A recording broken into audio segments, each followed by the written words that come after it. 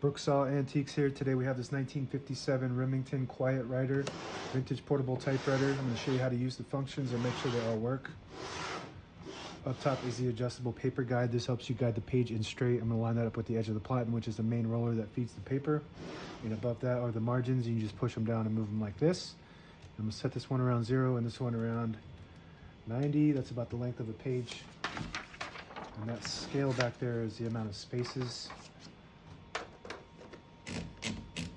And this is the paper bale that sits on top and holds the page down. It's got 2 rollers that are adjustable.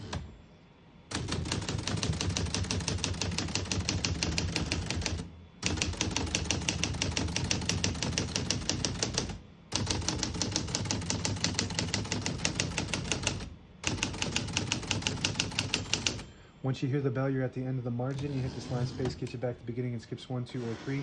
Right now we have it on single, but if you want double, there's a switch right below the line space with numbers to indicate which space you're on.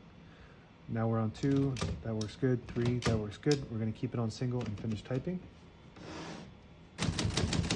And as you can see, all the keys type nice and none of them skip or stick. I was able to type most of the characters on one line because this has Elite typeface, which prints 12 characters per inch. I'm going to type a sentence on the next line.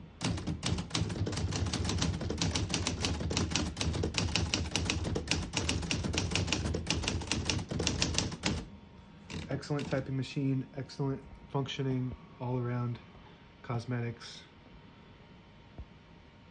And it's got a really unique color to it. It's called Desert Sage, and it's got like a pinkish tint to it. Very unique. To pull the page out easy, there's a switch on the right side, but behind the knob here. Flip it up and it unlocks the rollers underneath the platen, allowing you to pull the page out easy or load thicker paper like carbon copy or cardstock. Make sure you flip that back up before you load the next page, or else it won't load correctly. Actually, down. To flip it up is to unlock it. Flip it down to lock it back into place. Shift on each side and the shift lock on each side. To clear that, just hit the shift button again. Backspace on the left side here. Looks good. Tab on the right. Right now we have a tab set there and a tab set there. To clear it, you just hit the CL button on the left side here. Push that down like that. When you get to the tab, push it down. Get to the next tab, push it down. Now we have no tabs, so it goes slamming all the way to the end. And I like to keep one set somewhere in the beginning towards the middle, so that way when it gets hit the next time, it doesn't go slamming all the way to the end, causing wear and tear. MR stands for margin release on the top right here. When you get to the end of the margin, there's a block that won't allow you to print, and if you hit that MR, it allows you to get all the way to the end. That works good. To the right of that is the touch control, 1, 2, and 3. The farther down you go, the more tension there is when you hit the keys. You do have to hit them harder for them to print, and they do respond faster. I like to keep it on 1. You don't have to hit the keys as hard for them to print. And open the hood, all the brand new ribbons loaded on this left side, so it's pulling to the right. And if you want to switch that direction, this switch right here on the left side will switch that to the left.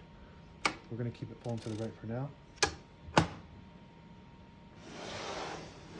Got a carriage release on each side. Very smooth.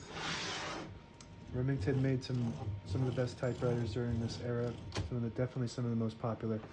And the switch right here on the left side behind the knob disables the spacing when you turn the knob, so you can get to an exact spot on the page. When you flip it up, you get the clicks. Each one of those clicks is 1 space. Same concept when you push in that button. It does the same thing. You let it go, you get the clicks. And that's it. Now available on eBay or Etsy. Search Brooksaw Antiques.